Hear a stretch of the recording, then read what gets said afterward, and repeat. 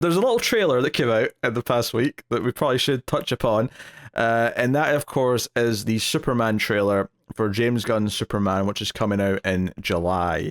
Now, this felt like a bigger deal to me. Not even just on a personal level. I just mean in terms of the internet caring about it and like, oh, here's the 30-second teaser for it. Here's the actual trailer. People are talking about it. People are debating about it. It felt like a big trailer drop in a way that I don't think a superhero movie's had in quite some time. Even Matt Reeves' Batman, which I do think ended up being a really good movie, and lots of people did like that movie.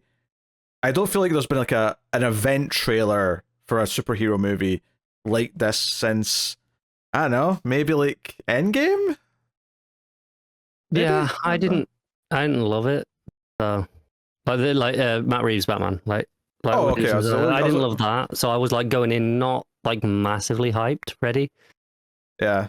I mean, this has nothing to do with that movie, at least. So regardless, that is true. Yeah. Obviously, it's the most recent thing that was like big. So well, it's not even the most recent DC movie though, because since Batman, they had Flash, they had Aquaman 2, they had Blue Beetle, and they had Black Adam. These existed. So did I. They're all that forgettable. None of those are real. But that's more to the point as to why this felt so much bigger than anything they've had recently, you know? Yeah. So, I mean, yeah. So, you know, I was hopeful. And that little 30-second thing they put out, like, the day before, obviously my ears were sort of perked up because I'm like, okay, what sort of music are they going to use? And sure enough, they give me this sort of slow, kind of epic version, and I'm like hearing the notes of John Williams' theme in there, and I'm like, okay, all right, you've made one good choice so far, right? The first thing you've given me is a good choice. That first little 30-second thing, there wasn't much to go on though, except I will say that I do think the shooting style does look a little bit kind of cheap in a weird way. It's got this over like exposed kind of look to it, which makes it look like a sort of digital looking. Yeah, I'm so talking like. So I really like the vibes. Yes, of what the trailer's doing. I like the tone. Visually, I think it looks boring as shit. Well, I like the colors, right? Because people have been obviously commenting on the fact there's actually color here for a change. But I think some people are saying, "Oh, it's great that we have color, so let's ignore anything else." When the actual just overall film look to it is pretty looks very flat. It looks good. Like, this is such an easy thing to say, and I do think people jump to it too much, but it genuinely looks like a network TV show from like 10 years ago, 15 years ago. Mm-hmm. That's the sort of visual look that it has. Now, if I care about what's going on in the story, that won't matter that much by the end. But it is like the first impressions, like, oh, this looks kind of cheap, even though I know it's not cheap. It matters a lot right now, though. I think. Yes. When you're selling a movie on a, like, for a lot of people, the only thing they'll watch before the movie comes out is possibly this 2-ish minute trailer, because this is what I'll play in front of things. I think you know what, they revealed crypto was going to be in this like a few months ago, right? James Gunn put out that photo, whatever. Yeah. And I never really thought about it, but seeing the reactions to this trailer and like, holy shit, he might have found the thing that'll make all the normies go, ooh, what's that, and get excited. Dog. Yeah. It turns out a super dog is it like, and I think the trailer does some smart things. I think having the trailer start with him being beat to shit, because it makes all the people who, you know, like don't know Superman that well and go, oh, he's too powerful, there's no stakes, blah, blah, blah, right? Immediately, he's on the ground, he's coughing up blood, something beat the shit out of him. That's intriguing. And then you have him calling Crypto, and it doesn't seem like Crypto can fly in this universe, which is fine, but the visual of him running through the snow with all the snow kicking up, I'm like, you know what, that's a visual. And then, you know, Crypto taking him home. Like, I think that's the stuff more than anything from this trailer that's sticking with people, is like, oh, this is a novel new thing that they've not seen in a Superman movie or even a TV show, right? Cartoon, sure. The choices it's making like that are different. That and like the kaiju stuff. Like the big monster, you know, in Metropolis. Like, that's a different choice for most Superman movies, right? It's something they've shied away from, yeah. Yeah, like before. It's not that weird, like, but it's slightly weirder than what we've typically gotten from Superman movies, which have been. I don't want to use the word grounded because they haven't been. They've been very conservative in the few things they take from the comics, where if you've been reading Superman comics for any length of time, nothing in this trailer is actually weird, but it's kind of exciting to see a crypto. It's exciting to see hints of bigger things. And then, of course, whatever they did to Guy Gardner's hair was probably about as perfect as you could probably ask for. It is a very perfect rendition of an early days Guy Gardner, right? Yeah. I'm expecting him to die within like 10 minutes because I feel like that's the joke here, right? 10 out of 10. With him casting Fillion for it. If they kill Guy Gardner in this Superman movie, I'm handing it a 10. I feel like that's going to be the joke. Mm-hmm. I swear to God, if that ring flies off and we have to deal with Carl Rayner in a goddamn crab mask, this movie gets a 0 out of 10. Oh, we could get Kyle Rayner. In fact, we probably will because of that Larton's TV show that's going to tie into everything that they're developing. Oh yeah, that's a real thing. That's the thing Allegedly. that might be happening. Yeah, I mean, they've basically restarted from scratch, but now Gunn's in charge of everything, so I don't know. Anyway, obviously there's a chance that it's overstuffed because we do have Guy Gardner and Hawk Woman and Mr. Terrific. Yeah. That said, though, they do seem to be in like a sort of uniform sort of team look, so it's possible they'll come as a batch, so it won't feel too bad in that sense if they're, like this is a team that already worked together, so I could see it working. Nicholas Hoult is Lex. I don't know how to feel about that yet. I mean, it can be worse than Eisenberg, so I'll say that off the bat. The weird thing with Nicholas Hoult is he's an actor that I don't particularly like or dislike, but he's got a very good agent because he seems to keep being in movies that I really care about and like. Like, it's kind of spectacular. He was in The Menu, which was fantastic. He's about to be in Nosferatu with Robert Eggers directing. He's in that, yeah. He's the main. He's like Harker. Hey, that's not like it's not like next week, right? It's out today in the US, but yeah, next week for us. Next week for me. That's all I care about. Yeah, but he keeps being in things that are important, and it's like his agent is working overtime. It's really impressive. Yeah. I do kind of appreciate that they didn't really give any of the plot away because we have no idea. Obviously Lex might be the main villain, but he's definitely fighting someone who's superpowered in the trailer. We don't get a good look at. That said, though, people have like freeze framed it and stuff, and you can't tell who it is, but you can tell that the black suit that whoever it is wearing is clearly got the same design patterns as Superman's suit.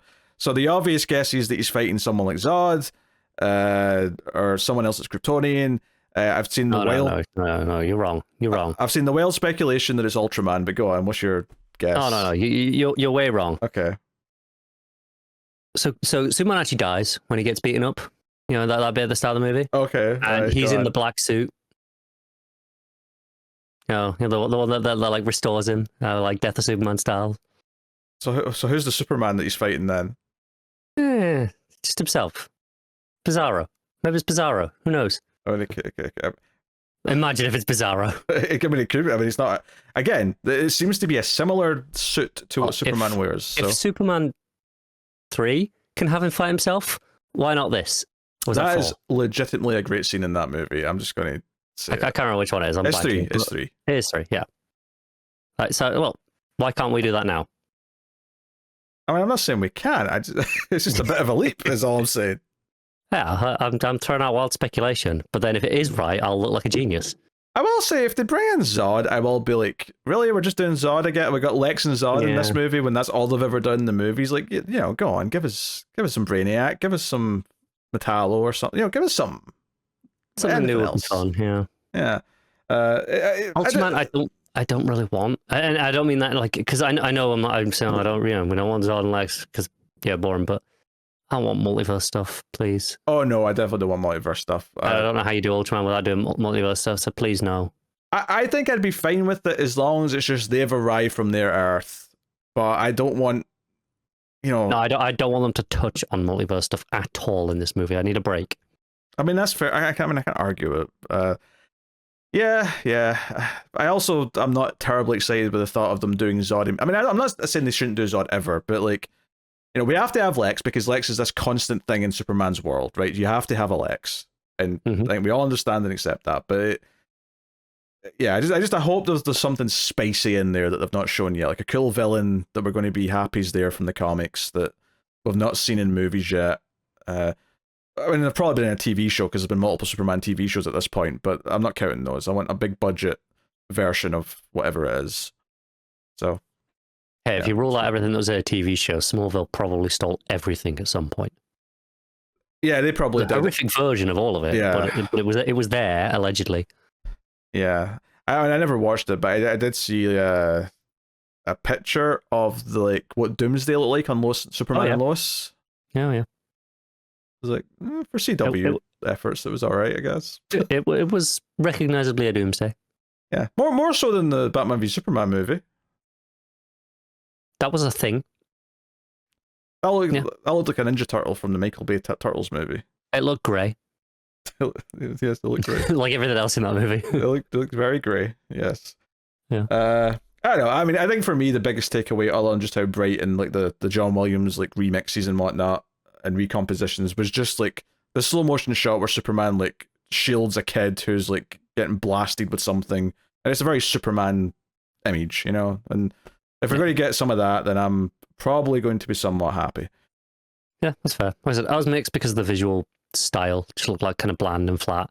I'm hoping that it'll be fine once I'm watching the full thing. I think it might be more obvious in a trailer because it's only a short thing. It's cutting around. You'll get used to it, yeah, if you're watching the movie. Like 10 minutes into a, please don't be 2.5 hours, but 10 minutes into a 2-hour movie.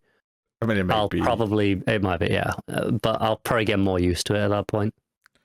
Which, you know, movies are long these days. What can you say? They're all long.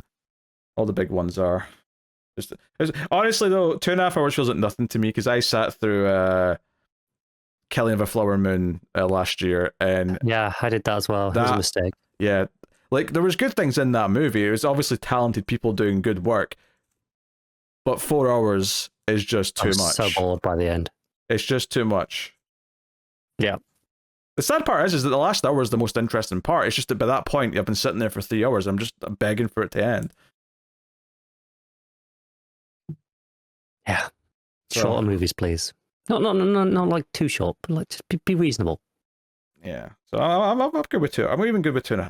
I'll even take a 3 for something that's special, something that's meant to be an epic. Like Christopher Nolan's doing the Odyssey. Apparently, I'm not expecting that to be under 3 hours. The clue's in the name. But, yeah. Christopher Nolan releases 5-hour IMAX movie. Everyone's going to go see it. Do you know what? Like I say, there are exceptions. Christopher Nolan makes a 3-hour movie out of anything.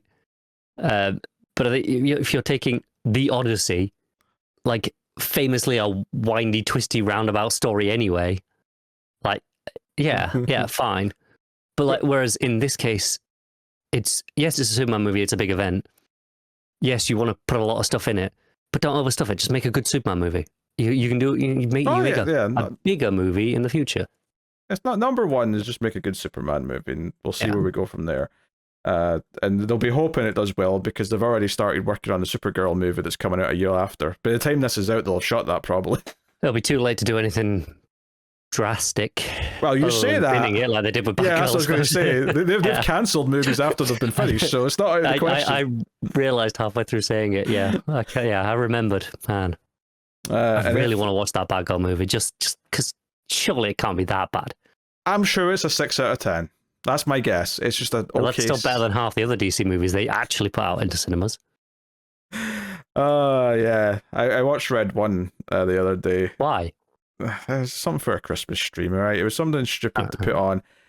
And, oh my, it's so bland. It's so forgettable. And I started thinking halfway through, oh yeah, he did a Black Adam movie like a year and a half ago. And no one cared. It was a movie. It just went away. No one gave a shit. He did, in fact, though, change the hierarchy of power within the DC universe. Yeah, he got James Gunn a new job. Yeah. He did not lie. He was a little bit of a monkey's paw, but his wish came true. Yes. Yeah, I do like that technically he was right when he said that. In hindsight, it's actually really funny. All right. Hopefully Superman's good. Like, I don't think it's a surefire bet that it'll be good. And I certainly don't think that James Gunn should be putting his trademark humor in it. The trailer seemed to indicate nothing that he wasn't, though. There was no hints of him doing his usual snarky jokes, right? Because that shouldn't be there for Superman. Yeah. I hope it's not, but I'm I'm still a bit cautious. Yeah, maybe Jimmy can have a quirky line once or twice, but that's about it. I don't need Superman doing. Oh, if we have Clark quipping. Yeah. Hey, go make a Wall-E movie or a Nightwing movie if you want to have quips. They can do quips. Yeah. They're quip friendly. They're very quip friendly.